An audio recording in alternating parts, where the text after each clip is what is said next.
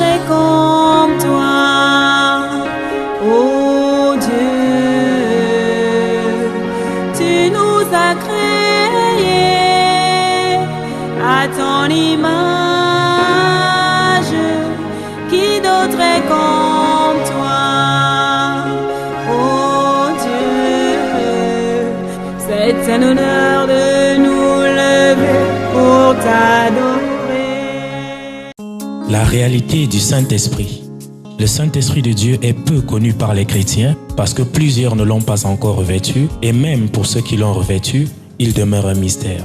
La lecture de ce livre vous permettra de le revêtir, de connaître son langage et de découvrir les mystères cachés de sa personne.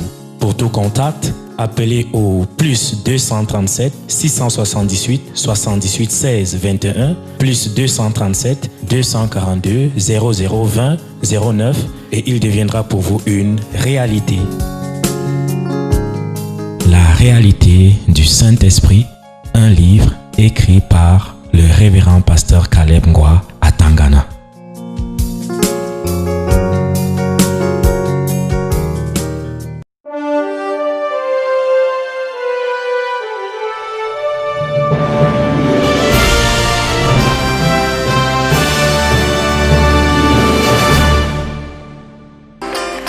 Alléluia. Merci Seigneur. Prenez place dans cette présence. Soyez les bienvenus au tabernacle de la liberté. Docteur, pardon, prends ça. Tu es médecin, non? Tu vas nous lire les résultats là. On va commencer par ce témoignage. Madame Tchatchouan Chimène, âgée de 35 ans, elle a fait un examen de dépistage sérologie VIH le 2 août 2016. Elle a été déclarée positive. Et il a été mentionné que le résultat était quand même douteux. Ça, c'était à la date du 2 août 2016. Elle a fait un contrôle au centre Pasteur le 8 août 2016, toujours pour le dépistage de sérologie HIV. Et le test a été déclaré... Attendez, je lis un peu. Sérologie HIV négative à la date du 8 août, alors que le 2 août, c'était positif. Elle avait fait cet examen dans un centre du quartier Mendon. Elle est là, elle peut nous dire comment ça s'est passé. Bonjour peuple de Dieu. J'ai béni l'Éternel qui a pourvu que je sois présente en ce matin, dans sa présence. Je ne sais pas comment commencer. Je rends grâce à Dieu pour ses bienfaits dans ma vie, parce que tout ce qu'il fait est bien. Je veux commencer par lui demander d'abord pardon, parce que on nous a enseigné ici qu'il fallait abandonner ces programmations. Lors des enseignements, je me suis trouvée coupable parce que j'avais fait mes programmations par rapport à l'enfantement. J'avais dit à Dieu que je ne voulais plus concevoir, qu'il m'évite de concevoir, que ce que j'ai, le nombre que j'ai, qu'il en prenne, qu'il prenne soin. Alors, ça fait 9 ans aujourd'hui. Ça fait 2 mois, ça fait 9 ans aujourd'hui comme j'ai fait mon 4e enfant. Et durant toutes ces années, je ne sais pas comment ça se passait. Je savais que c'est avec Dieu que je traitais, que je lui disais chaque fois, papa, excuse, par exemple, épargne-moi d'une éventuelle grossesse. S'il te plaît, prends soin de ce que tu m'as déjà donné et visite celles qui en ont besoin. C'était ça ma prière de tous les jours. Ces derniers jours, ces derniers temps, ça fait à peu près, c'est depuis le mois de juin que j'ai eu mes dernières règles. Le mois de juillet, je savais que je vais encore signer. J'attends, je ne vois pas. Je dis que, mais Seigneur, j'ai parlé avec toi, je sais que tu es mon Dieu, je sais que je fais ta volonté, que tu m'aides dans cette voie. Je ne veux plus concevoir parce que la dernière même, c'est avec peine que j'ai pu accoucher.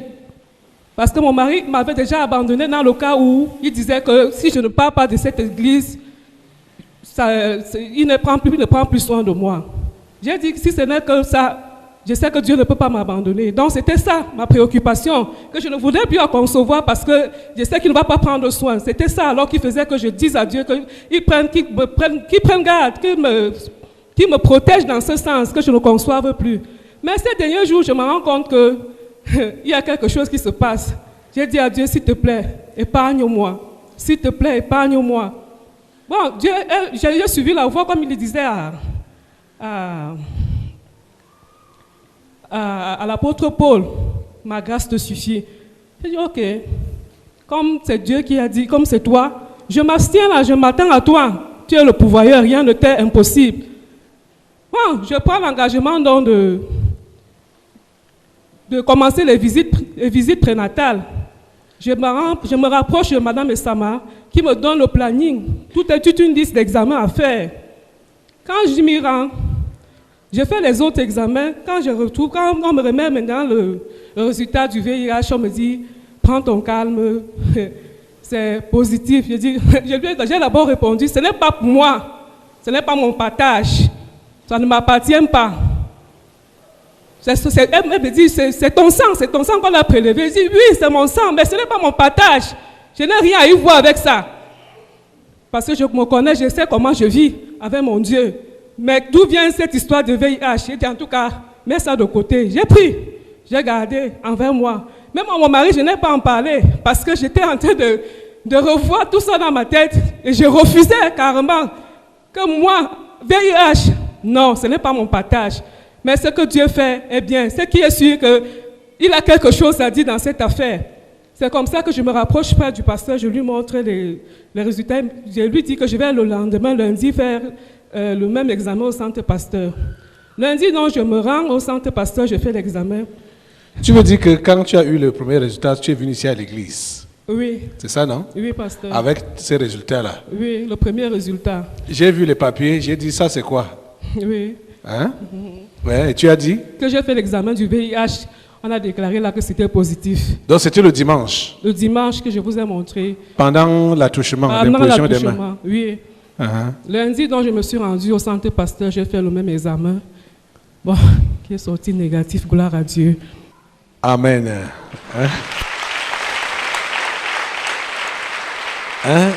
Docteur? En fait, je voulais réexpliquer par rapport à ma dernière intervention, toujours par rapport à ce problème de dépistage du VIH. Là, c'est un cas clair. Je crois que tout le monde va mieux comprendre ce qui se passe. Nous devons, dans les centres de santé, dépister les gens avec des bandelettes réactives, c'est-à-dire un peu comme les tests de grossesse. C'est-à-dire, on prend une bandelette avec laquelle on teste l'échantillon. Et si c'est positif, deux barres doivent sortir. Et la sensibilité est déterminée par des firmes pharmaceutiques étrangères. C'est ce que je disais la dernière fois. Et ce qui se passe, c'est que comme le dépistage est systématique maintenant dans tous les centres de santé, la sensibilité, ces firmes pharmaceutiques-là peuvent déterminer la sensibilité. Ce qui fait que chez elle, par exemple, son premier test qu'elle a fait avec bandelette est positif. Mais maintenant, le deuxième test qu'elle a fait, ça avait une méthode plus précise. Là, ce ne sont plus des bandelettes, mais c'est avec le sang directement et des hormones, en fait, des enzymes spécifiques. C'est pour ça que le test, ici, la remarque douteuse, c'est parce que dans le centre où elle est partie, on a eu la possibilité de faire ce deuxième test avec les enzymes. C'est là où c'est sorti douteux. Alors que si on s'en tenait compte à la disposition que le ministère de la Santé a fait, c'est-à-dire que dès que le test à bandelette est positif, on doit mettre sous traitement, c'est qu'elle devait être sous traitement. C'est qu'elle devait être sous traitement. Automatiquement? Automatiquement. Donc, on ne devait pas tenir compte de ce deuxième test. Parce que, de par notre formation, on nous a fait comprendre... Là, ça vise quoi donc? Ça vise à tuer les gens, à tuer les gens. Parce que même les ARV, ce traitement-là, ça casse plus les personnes que ça ne les soulage. Dans les 2 premières semaines de traitement. Ça vise à, si on doit dire, tuer la population. Oui. Parce que si on tenait compte du premier test et qu'il n'y avait pas cette possibilité de faire le second test, elle devait être sous traitement. Et étant immunocompétente sous traitement, elle devait avoir plus d'effets secondaires que d'effets positifs. Et ça n'est même pas sûr que le pronostic au bout de 2 semaines devait être favorable. C'est donc le problème dont je parlais la dernière fois. Il tue la population pour gouverner qui? les bêtes, les animaux. C'est bizarre, non? Hein, madame? Oui, papa, je voudrais ajouter qu'à l'instant T, quand on m'a remis ce bout de papier, il y a une autre ordonnance qu'on m'a prescrite d'aller directement à l'hôpital central pour une prise charge. Une prise en charge. Ah! Oui. Donc, comme le docteur est en train de dire là. Oui, c'est ce qui s'est passé. Directement. Il ne faut même pas tarder. À cet instant, il fallait que je prenne tous mes enfants pour les amener à l'hôpital pour qu'on fasse les mêmes tests aux enfants. J'ai dit, mais tiens, attendez. J'ai pris ce bout de papier. Dieu seul sait. C'est bizarre, hein? Mais ils se sont entendus? Je pense que oui, ils se sont entendus. Parce que l'OMS recommande qu'on fasse un premier test. S'il est déclaré positif, nous devons prescrire 2 autres tests de confirmation dans 2 centres différents. Donc, c'est si nous avons 2 cas de positivité sur 3 qu'on déclare le patient positif. Mais eux, dès que le premier positif, on le met sous traitement. C'est la recommandation du ministère de la Santé. Et nous avons des contrôleurs de l'OMS. Donc, si c'est accepté, ça veut dire qu'ils sont au courant. Et ils ne veulent pas, ils ne réclament pas une réforme de cette décision. C'est le problème qui se pose. C'est méchant, hein? Hey, c'est très méchant. Heureusement, elle est venue ici à la prière, elle a reçu l'imposition des mains. Le lendemain, elle repart. Tout est négatif. Tu es épargné. J'ai dit gloire à Dieu. Ta famille est épargnée. J'ai dit gloire à Dieu. Parce que depuis lors...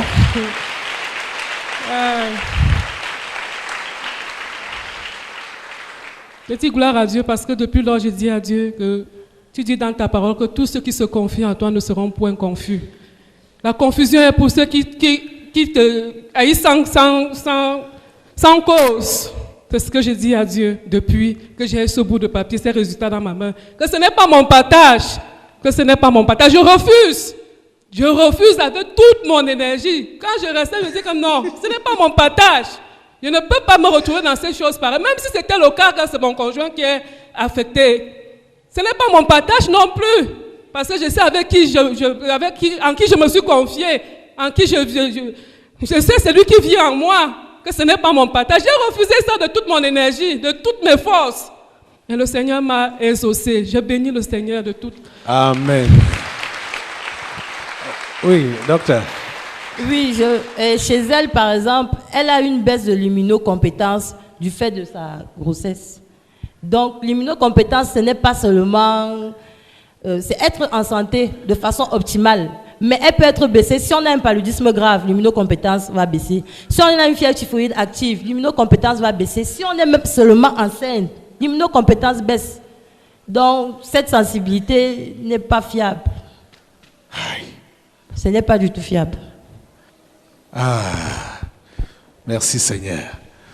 Merci beaucoup. Tu peux lui remettre son dossier médical. Un dernier mot. Oui, papa, j'ai fait l'échographie, c'était avant-hier. Tout allait bien selon ce qu'ils ont écrit, mais l'échographe me dit que il y a 3 myomes qui sont alignés là, de différentes tailles. Je lui dis que, mais qu'est-ce qu'il y a lieu de faire? Il me dit que non. Il me dit que non, il n'y a rien à faire, que c'est pas grave, que ce n'est rien. Il dit le feu sur ça. Amen. Ce n'est pas mon partage. Parce que le diable ne s'avoue pas vaincu. Il cherche tout moyen là où il va te ficeler pour te ramener en arrière. On veut t'effrayer jusqu'à la fin. Mets la main sur ton ventre là. Ils sont petits. Les myomes de différentes tailles là. Je ne sais pas où. Un petit, un moyen, un grand. Docteur veut d'abord dire quelque chose.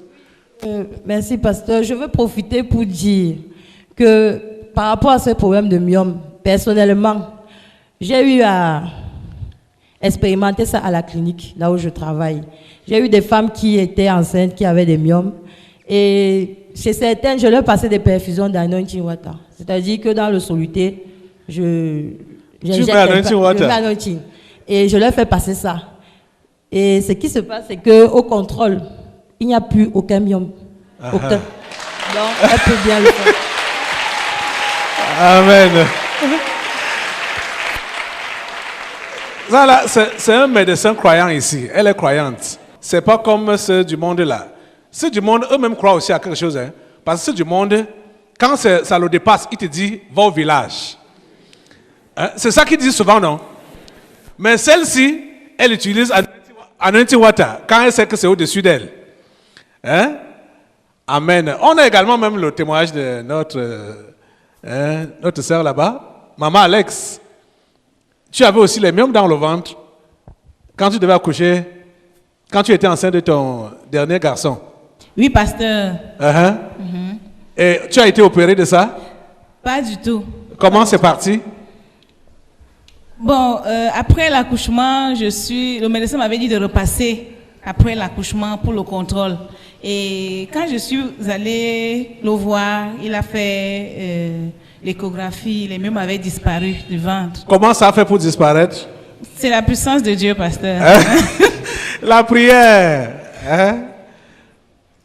Parce que vous avez vu qu'il y a certains qui sont choqués, fâchés. Pourquoi est-ce que le pasteur impose les mains à chaque réunion? Hein? Ce sont ces impositions de mains qui vous maintiennent même. Vous, allez, la plupart d'entre vous là, qui n'avez pas de foi. Moi, je n'avais jamais su qu'elle avait les myomes dans le ventre. C'est seulement en venant à la prière, au culte, elle est touchée. Chaque fois, après, elle part faire maintenant le test et les myomes ne sont plus. Vous comprenez? Dans la présence de Dieu, il y a la guérison, il y a la santé. Mets ta main sur ton ventre là, les différents myomes là, le gros,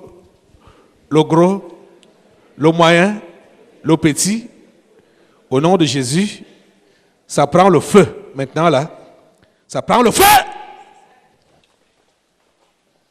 Au nom de Jésus. Merci Seigneur. Amen. Elle est délivrée.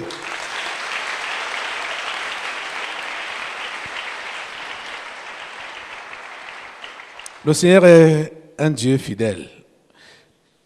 Vous savez, Camerounaises, Camerounais, notre confiance doit être totale en Dieu. Sur cette terre, si tu ne places pas ta confiance en Dieu, tu es fini. Ceux qui croient avoir des moyens et qui pensent qu'ils peuvent s'en sortir avec leurs moyens, vous vous trompez. Les moyens vont vous lâcher si Dieu n'intervient pas. Vous comprenez ça? Faites confiance en Dieu. Et étant encore dans un pays comme celui-ci, où on sait que les gens sont sans foi ni loi, ça doit nous pousser davantage à nous confier au Seigneur. Pour notre survie, pour notre santé, pour notre protection, pour notre évolution, nous devons faire confiance au Seigneur. Nous sommes de passage ici sur la terre, hein? Nous sommes seulement de passage. Notre cité est en haut. Celle-là n'a pas été construite par les mains d'hommes. Jésus a promis nous préparer une place pour chacun d'entre vous là-bas. Donnons-nous à lui. Croyons en lui. Afin que, même si tu n'as pas eu de case ici, même en Calabote, là-bas au ciel, tu auras un appartement construit par Jésus lui-même. Amen. Alléluia. Donc nous avons intérêt à croire. Ça me fait mal de voir que ceux qui sont de condition humble s'amusent aussi avec Dieu. Ceux qui sont un peu aisés là, ils peuvent vivre leur vie ici. Rappelez-vous de l'histoire du mauvais riche et du pauvre Lazare dans Luc 16. Qu'est-ce que Père Abraham dit au riche? Toi, tu as bien vécu sur la terre. Et Lazare a souffert toute sa vie sur la terre. Maintenant, là, ici, toi, tu souffres et lui, il est consolé. Si sur la terre, tu souffres pour également aller souffrir en enfer, tu vois que tu as fait un mauvais choix, non? Tu vois que tu as fait un mauvais choix. Et vous savez que les gens qui sont aisés sont minoritaires. C'est les malheureux qui sont majoritaires. Et c'est mieux que tant malheureux, vous ayez la foi en Dieu. Ce n'est pas parce que vous êtes malheureux que Dieu va vous racheter. Sans la foi, vous devez avoir la foi en Dieu malgré votre état et vous rassurer que vous avez préparé votre place auprès de lui. Amen. Qu'il vous bénisse. On va se lever pour passer à notre message de ce matin. Soyez connectés au concret du surnaturel avec le révérend Caleb Ngouatangana. Sur Afrique Plus, tous les dimanches à partir de 8h00. Le concret du surnaturel. Ramenez vos cœurs à votre Créateur, la guérison de votre corps et la délivrance des esprits familiers avec le révérend Caleb Ngouatangana.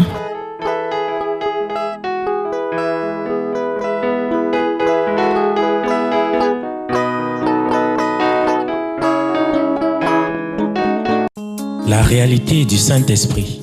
Le Saint-Esprit de Dieu est peu connu par les chrétiens parce que plusieurs ne l'ont pas encore revêtu et même pour ceux qui l'ont revêtu, il demeure un mystère. La lecture de ce livre vous permettra de le revêtir, de connaître son langage et de découvrir les mystères cachés de sa personne. Pour tout contact, appelez au plus 237 678 78 16 21 plus 237 242 0020 09 et il deviendra pour vous une réalité. La réalité du Saint-Esprit, un livre écrit par le révérend pasteur Caleb Ngouatangana.